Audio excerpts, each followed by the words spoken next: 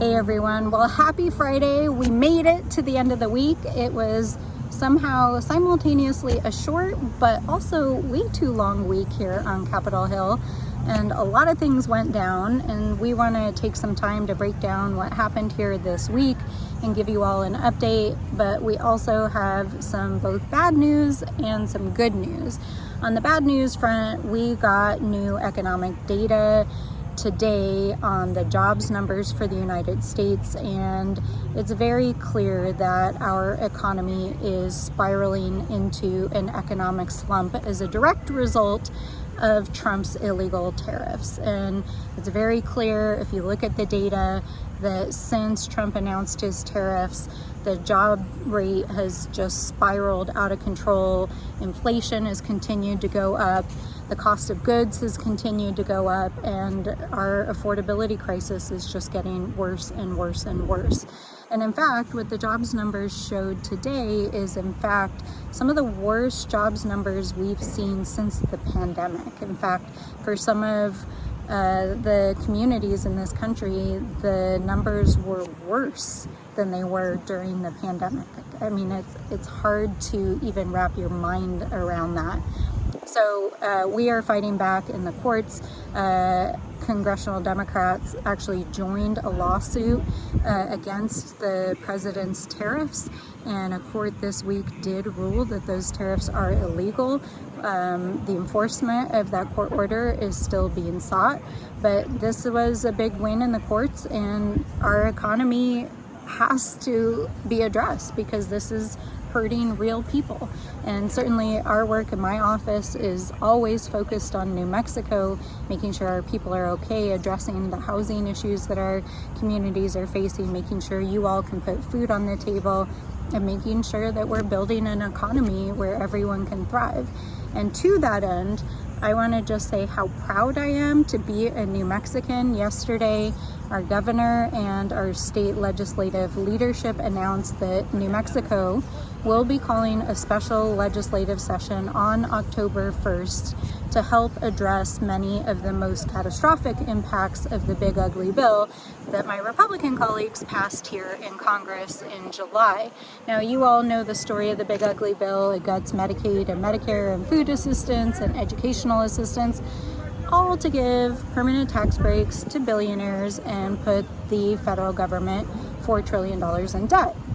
But the real impacts are being felt by our communities, and even though the start date for some of those changes, especially to healthcare programs, is not till next year, there are already impacts happening with rural health clinics shutting down across the United States. So our governor is convening a special session to protect New Mexico and our communities. Included on the docket are efforts to shore up rural healthcare providers, to address the increases to healthcare insurance premiums that are going to go up because of the Big Ugly Bill, to help prepare for changes that are going to happen to the Medicaid system so that our communities can navigate that, and emergency food assistance to seniors and low-income families and children. It also includes some money to shore up public broadcasting.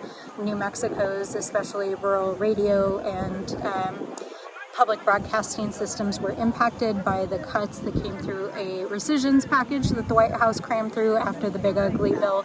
And so our state is taking action to fight back and to make sure that New Mexicans are taken care of, because that is exactly what we do. Meanwhile, it's more chaos here in Congress this week. We are 3.5 weeks away from a government shutdown. As you know, if you don't fund the government by the end of September, on October 1st, which is the new fiscal year, if the government is not funded by Congress, it can't operate. And I want to just emphasize, the federal government does everything from make sure that veterans get their pension benefits to, ensuring that our water is clean, to making sure that tribes get the federal grant and contract money that is owed to them. These are all core functions of the federal government. So if the government is not funded, all of that shuts down. Now, normally by this time of the year, there's either an agreement being finalized on a funding bill for all the agencies, or what's called a continuing resolution to basically keep the government funded for a stopgap until you can negotiate a final agreement on the budget. But because my colleagues here have been wasting the entire year screwing around, passing the big ugly bill, they didn't get any of the appropriations bills complete and across the finish line. And so they messed around again this week. They put another fake appropriations bill on the floor that they know isn't going anywhere.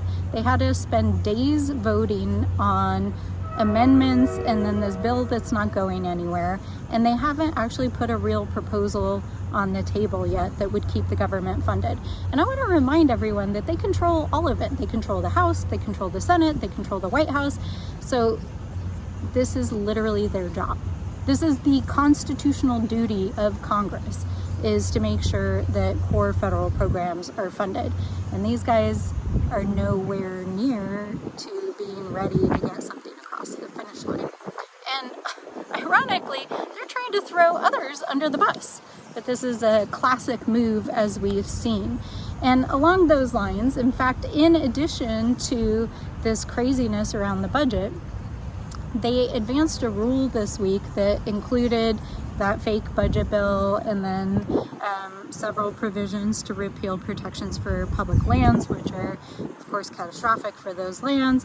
And they included 2 resolutions, one of which would recreate the January 6th Select Committee so that they can rewrite history and tell a different story about what happened, because Donald Trump isn't happy about how the history books remember what happened on these steps and all around this Capitol on January 6th. And they continued in a systemic cover-up of the Epstein files, because it is very clear that the White House does not want DOJ's files released to the public. Now, they did do a document dump of files that had already mostly been previously disclosed to the public. But there are untold FBI files, financial statements, investigations done by the CIA that have never seen the light of day. And there are very serious implications for associates, not only of Epstein and rich and powerful men, but I think you all know that there are other people in his circle, including the president, as has been reported, who are potentially named in those files.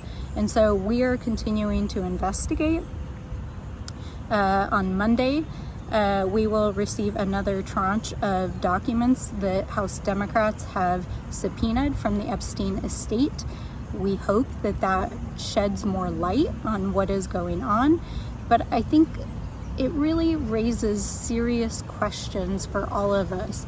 Not only what is in those files, but why?